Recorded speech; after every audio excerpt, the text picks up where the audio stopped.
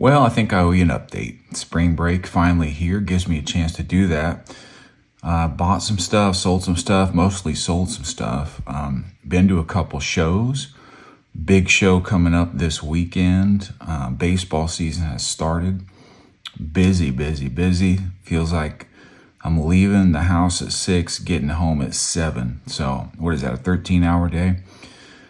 Baseball season has started off good. I think we're 5-3 so far, 1-1 in district. We had to start district with the state champ Collinsville, and we lost 6-2. Unfortunately, had a few errors.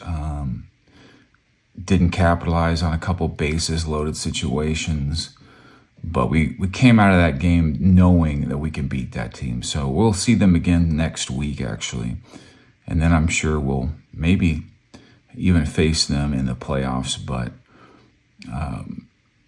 things are going well.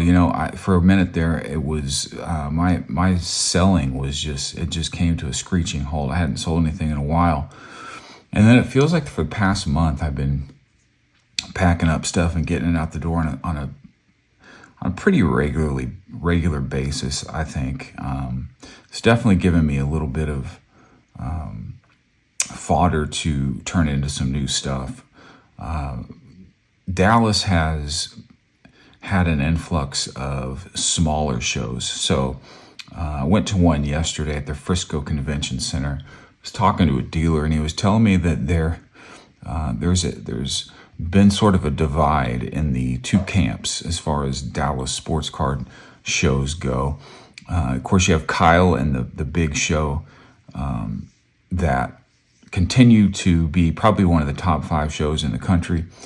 But those guys, Kyle and his guys, have started a smaller show that they do every other month. So you got the big show and then a smaller show. So there's a show brought to you by the Dallas Card Show people every month. And then there's another set of guys that have started what they call the North Texas Card Show. And they just so happened to have their show yesterday while the Dallas Card Show people had a show as well. So they went back to back, or they went up against each other on the same day. And by the looks of things, I think most of the more serious dealers were probably I call it the airport show because it's out by the airport, because there just wasn't a lot of stuff in the room yesterday. And it feels like these smaller shows give collectors a chance to set up, guys that don't normally set up. And when that happens, that means that, collectors don't depend on moving cards to pay the bills. And so they reluctantly move their better stuff. And so it just seems like these collectors that set up as dealers, they're so high. It's definitely a seller's market, it feels like these days, which is good. And that kind of brings me to show you some of the cards I've been moving lately. Most of it's been on eBay. I'll start here.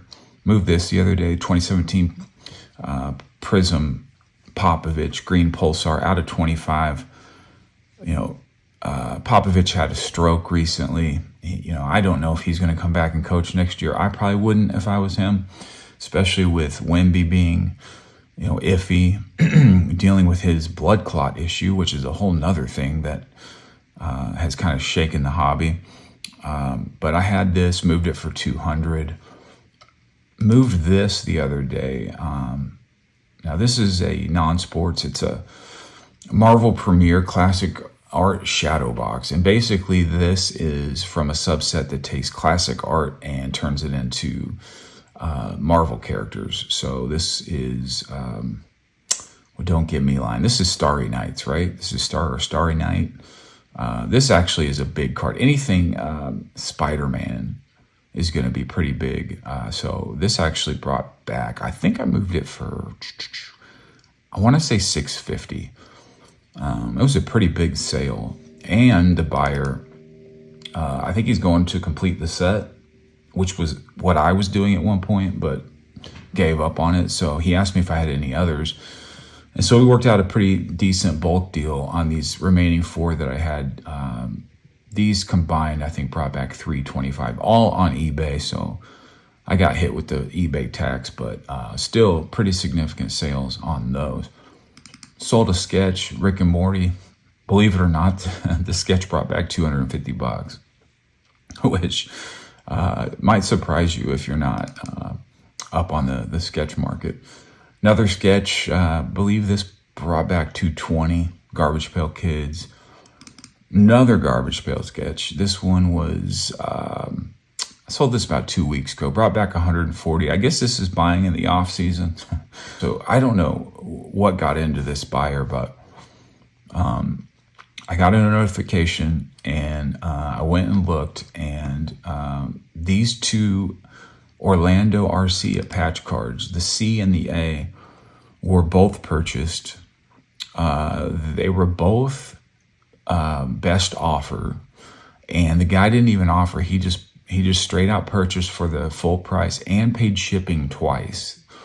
So one of them sold for $75. I think the A sold for $75 and the C sold for $50. And he gave me $10 in shipping. So I just couldn't believe it. I was kind of stunned, but out the door those went. And then finally, let's see, the big one, and this was off of eBay, was this Burrow Orange Ice. Now, this is a card that I'd wanted for a long time.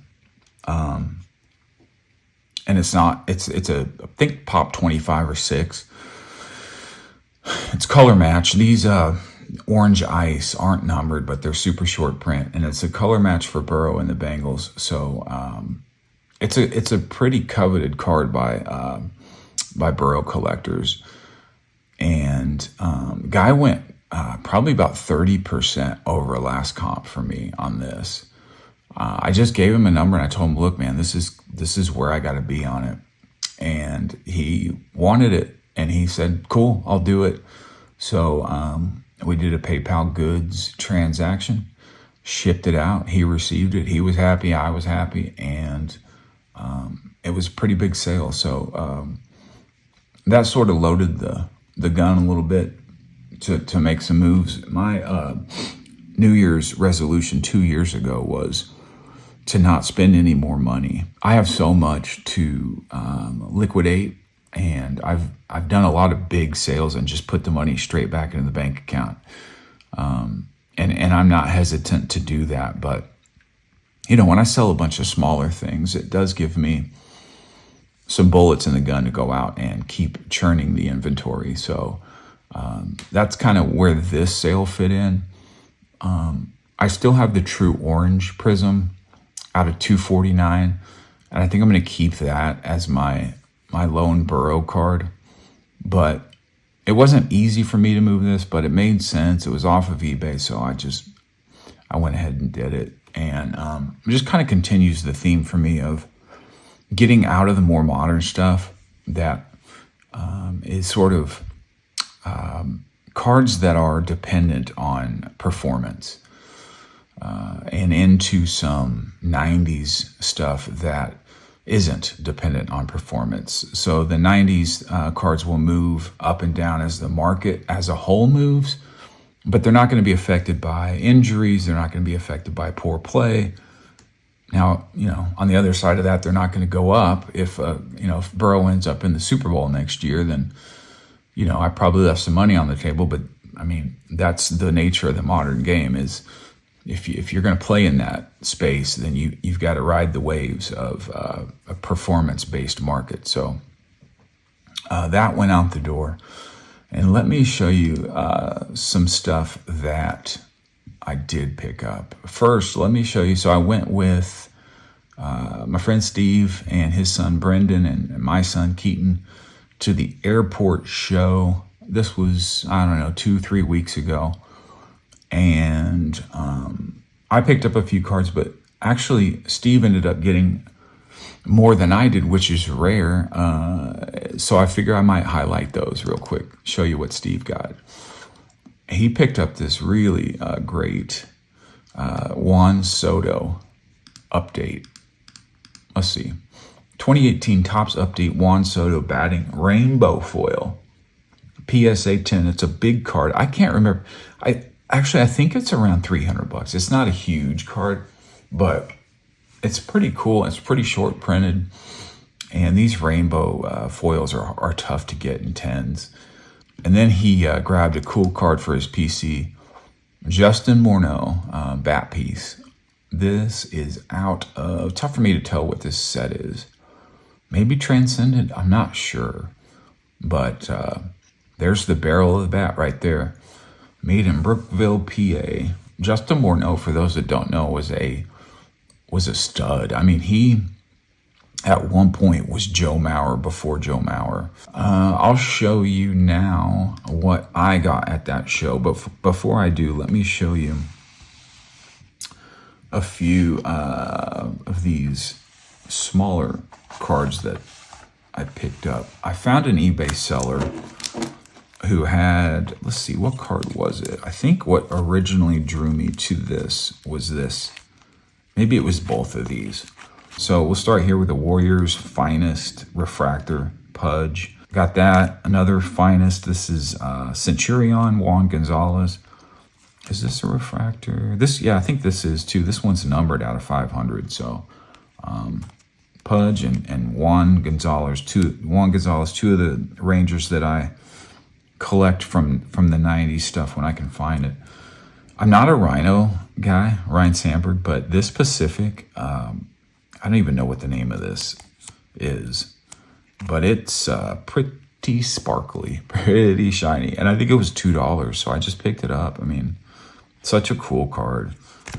I love finding guys on eBay that have cool stuff, older stuff, and it's just dirt cheap. Here's a Fleer Ultra. I think this is just a base. Chipper Jones. It was a couple bucks. Kerry Wood is a PC of mine. This is a Fusion out of Bowman's Best. Got Kerry Wood on one side, Greg Maddux on the other. It's a die cut. Topps Tech. This is like a clear card. Just shiny, cool. I PC Randy a little bit, so pick that up. And then this is just a kind of a throwback Bowman's Best Refractor. Again, this was maybe like $2 or $3, but Mark Pryor, if you don't know who Mark Pryor was the Steven Strasburg before Steven Strasburg was Paul Skeens. You know, I mean, talk about pitchers that were drafted. I think he was the #1 overall.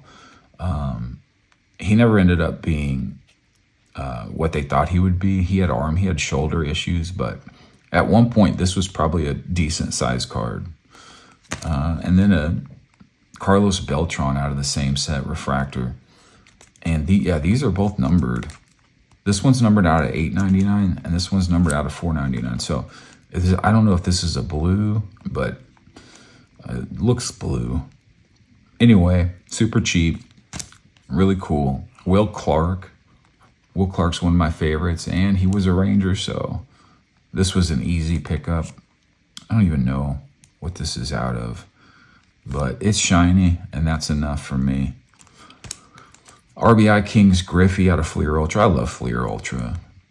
Just made some great premium cards back in the day. Here's a Donruss 2001 Elite Series. Numbered out of 2,500 A-Rod. Any A-Rod Ranger stuff, and again, this was maybe $8, so super cheap and super cool. Another A-Rod, this one with the Mariners, die cut. It's got a little hollow action going on there. I don't even know what this is. So there are guys out there that can just rattle off, sets and names and from this 90s stuff. I can't. Hollow View maybe rings a bell. I don't know. You tell me in the comments. Here is let's see, what is this called? Tidal Waves. Tidal Waves, Juan Gonzalez. 1996 American League Most Valuable Player. Die cut. Numbered also. Looks like they numbered it out of the year. This is 31 out of 1996. And then finally, this was a Whatnot Givey, they call them. Whatnot sellers do giveaways where you push a button and you enter the giveaway, and then they do a randomizer right there on the app, and it picked me, so I won this Bowman's Best. It's just a base, but it's a Paul Skeens rookie, so that was kind of cool. But that's it for the cheap stuff. Let me show you what I got at the show that Steve picked up those 2 cards. So I do like Yamamoto. I don't like the Dodgers. I hate the Dodgers, but everything I've read about this guy is that he's pretty funny. He's really likable. His teammates love him. He's a short little guy that just throws the heck out of the ball. I mean, I'm excited to see how he does in his second year. But this was super cheap. I think it's a Pop 3 rainbow foil. This would be the same card as that Soto update rainbow foil PSA 10. So yeah, that was cool. This is my second or third Topps Chrome Yamamoto rookie. And then this, what I think I paid $15 for this. 2000 SPX of Alfonso Soriano. Let me break this out so you can see the shine. BGS 9, on-card auto. I do have a little Soriano PC, so this fits right in with it. And on-card auto. Let me tell you, when this came out, I don't think it's his rookie. I could be wrong, though. It might be his rookie. Yeah, rookie. So this is his rookie. I mean, when this came out, this was big, relatively speaking. But great shine, on-card auto, rookie. Let's see, 9.5 and then 3 9s. This is what they call a min gem. No, I'm sorry, it's not. It's just a BGS 9. Min gems are 9.5s. My bad. But for $15, I mean, you can't beat it for $15. It was a no-brainer. And then the last thing I got from that show was this 95 Ultra Jordan Scoring Kings. I don't know how the Jordan Scoring Kings market moves, but I know this was like way, way cheaper than the 93. This is the 95. This is the 93. I mean, this was like 8 times more than this one. But I thought about picking it up because I might try to, go for a Jordan Scoring Kings run.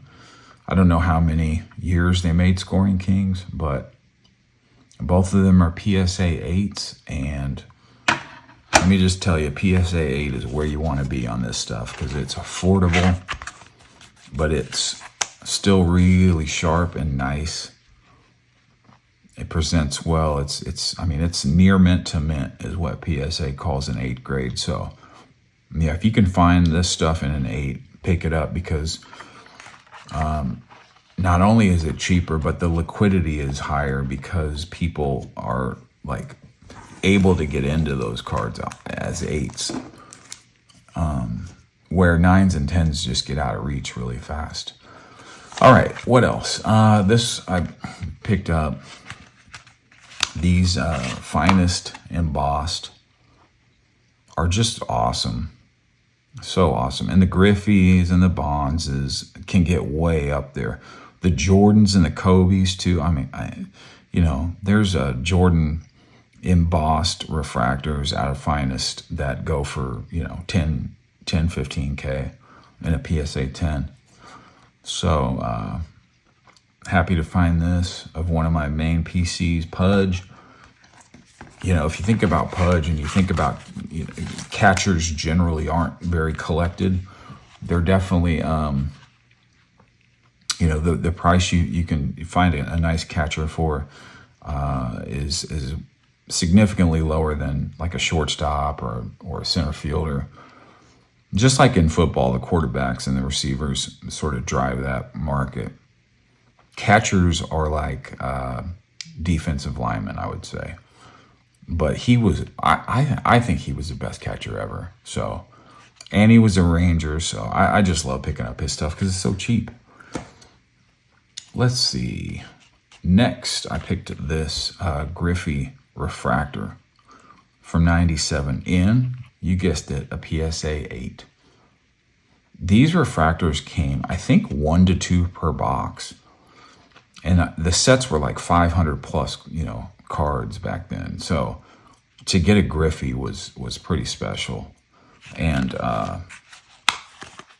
his Topps Chrome refractors are just, they get really pricey in the 9s and 10s. But again, you can find them in the 8s. I mean, look at this. This is, as I look at it, there might be there's like a little surface blemish up there in the top left corner. But the centering is fairly good. I know that the centering in general back in the 90s wasn't great on a lot of these refractors especially. But you hold this next to a 9 and even maybe a 10 raw, and I don't think you'd be able to tell the difference. When we were kids, that's how we collected. We didn't have graded cards. We just looked at it. Were the corners sharp? Yep. Was the centering decent? Yep. Then it was, it was a mint. So graded cards definitely give you an opportunity to get in stuff at a cheaper price, if you're willing to. Now on ultra modern stuff, if you're looking to, invest in a guy, then I would recommend trying to get the PSA 10, because anymore, even raw stuff is going for higher than like PSA 9s, which doesn't make any sense. So it's kind of PSA 10 or bust on the ultra modern stuff. Let me just show you these next to each other. So I think, as far as graded stuff goes, these are the two Griffies that I have. 97 Topps Chrome refractory and the 99 Finest Gold. This one's out of 100 deckled edged. So I'm not a big like Griffey PC guy because his stuff is just too expensive. But I like to have a couple just because he's the face of the hobby. If you really had to break it down, especially the modern hobby, you might argue that Mantle is the overall face of the baseball card hobby, but I think Griffey is in terms of anything modern. I don't think I showed this, but if I did in my last video, speaking of my last video was in Nico We Trust, and boy, what a shit show the Mavericks are. My friend Steve today texted me and said, you need to get some more content up because your last video isn't aging well. And boy, is it not aging well. We went from, maybe going back to the finals this year to we're in the Cooper Flag, sweepstakes at this point. It's just awful. It's an awful time to be a Mavericks fan. But anyway, 97 Bowman Chrome Kerry Wood. Kerry Wood is a PC of mine. This is a refractor rookie in a PSA 9. And this was the only one I could find out there on eBay, on MySlabs, on Fanatics Live, anywhere, or Fanatics Collect. On all, nobody, there was one copy. It was this one. I picked it up. So it's a pretty rare. I'm not sure what the pop is, but this is a card you just don't see. So I snagged it. It was cheap. Let's see what else. So I also picked up this. And again, if I've shown these, then I apologize, but I don't think I have. I had to get a Greinke. I'm a Royals guy, so Greinke was such a weirdo, in the best ways. Keaton and I like to collect weird guys. We have some Scotty Barnes. Who else is? We're looking for a nice Jameis Winston, but the Greinke refractor Bowman Chrome rookie. This is a gorgeous card. These, older refractors they just shine. They shine more so than the newer ones, in my opinion. But This is in the People's grade of a PSA 8. So he's going to be a Hall of Famer for sure. This one's out of 300 also. So the refractors were shorter printed back then than they are now. Sticking with the refractor rookie pitcher theme, here is 2007 Bowman Chrome. Great shine, great auto. Not much of his stuff is out there. And let's see, this one is out of 500. So by the time 2007 came around, they were up in the production of these refractors. Up from the 2002 Zach Greinke, which was numbered at 300. This is numbered at 500, and that's where they are now. Actually, they're at 499 now, so not sure why they didn't just stay at 500. And then that brings me to my last handful here. So let's see, how do I want to do this? Let me do this. These 2001 Bowman Chrome X-Fractors are arguably the most gorgeous modern cards. For me, they are. For me, this year of X-Fractor is just unparalleled. It's just gorgeous. And this is a Michael Vick rookie X-Fractor in a PSA 8. Say what you will about Michael Vick, but he was a certainly an exciting and quarterback, and he revolutionized the position. You know, he was the first African-American quarterback to come in and prove that black quarterbacks could run and throw. And, you know, he's got a pretty sizable PC. Guys PC him out there. So I snapped this up when I saw it, and it was cheap, like $150. And again, just where I want to be in the PSA 8. But look at that shine and sparkle. Before I get to my last card, I'll show you what I picked up yesterday. And this guy just hit his third bomb of the spring before I started this video, so he is on fire. I could sell this right now and probably make a $300 or $400 profit. But he might be an MVP type guy. I mean, this card has nowhere to go but up. The Jack Caglione, I think that N right there, it's spelled Caglianone, but I hear it pronounced Caglione. So you tell me. Either way, he was the Royals' first round pick, number 6 overall, and they're already saying he was the steal of the draft, even at 6. Like, they're saying he's the best player in that draft, and it's been early. I mean, he's hitting 550 with 3 bombs. And I know we've seen this before, these spring training darlings. I mean, Wyatt Langford did it last year.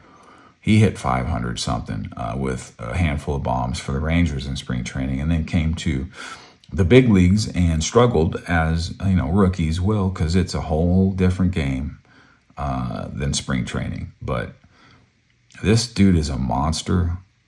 He's two-way. He throws 100 miles an hour from the left side, but I don't think they're going to use him as a two-way. I think they're just going to use him as a hitter only. And he is somebody that, like I said, could end up being a MVP. With him and Bobby Witt Jr., they have their core anchored for a long time in Kansas City. So, you know, I PC the Royals, so this, you know, made sense. I stayed away from him largely because I just, when this product released, his stuff was super hot. There's only been 2 other sales of this. There's been 3 total, but there's a couple on eBay. One is ending soon. So we'll see where it lands. But like I said, I think I could make $200 or $400 if I sold this today. But I'm probably going to just ride it out and see what happens with him. And then lastly, basically I turned the Joe Burrow Orange Ice and the sketches that you saw into this. And before I pull it out, let me just say, to me, this is the most gorgeous card in the new millennium. How about that? So you can tell it has a slight hairline, little scratch right there. It's not really a crack, but it's the English version. So this is 2001 Bowman Chrome, Ichiro Suzuki rookie card. And Topps decided to make two versions of this card. So they did one with an English back and one with a Japanese back. So the English version is way more rare. Not in terms of production, just in terms of collectors moving it. There's been 9 sales of this card in the last 8 years. And there's been, I think, 30 sales of the Japanese version. So these just are not available, period. So, and you'll see why when I turn it over. Ready? Wow, look at that.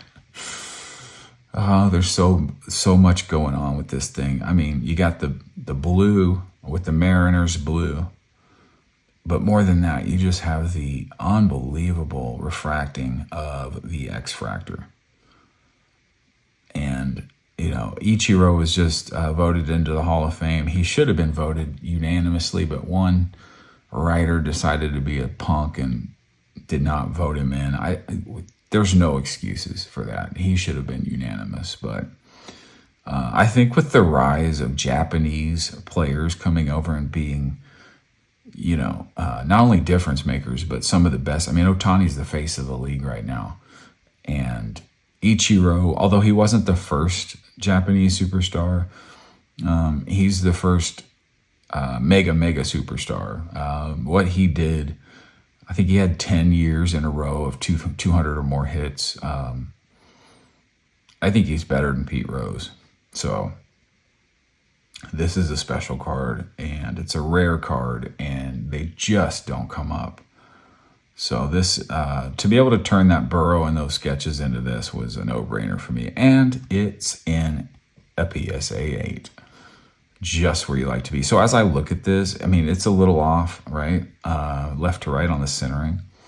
It's hard for me to see if there's anything going on with the surface, but I mean, the corners for a black bordered card, the corners look great.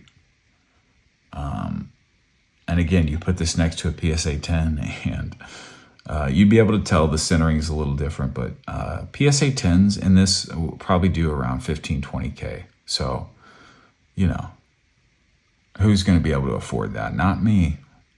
But anyway, you see it in all. I'll lay them back out, or I'll rifle through them one more time. Just the ones that I picked up here. Let's see.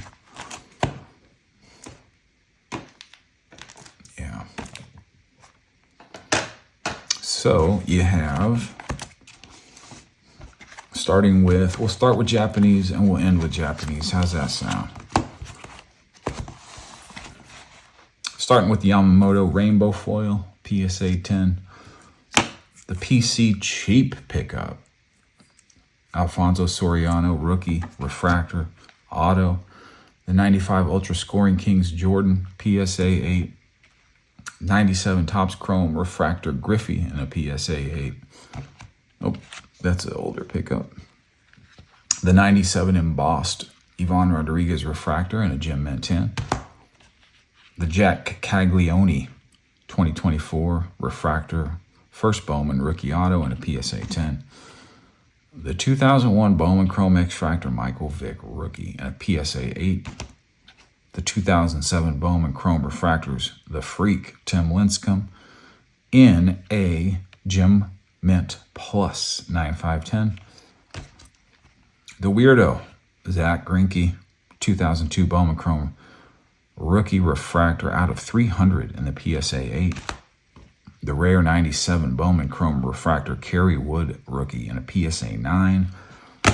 And the cherry on top, 2001 Bowman Chrome X-Fractor Ichiro Suzuki in the People's Grade. Dallas is next week. I might have one before that. but definitely have one after that. Spring break officially starts tomorrow. So get out there if you're on spring break and go to a show. We'll see you on the next one, guys. Thanks for hanging out. Later.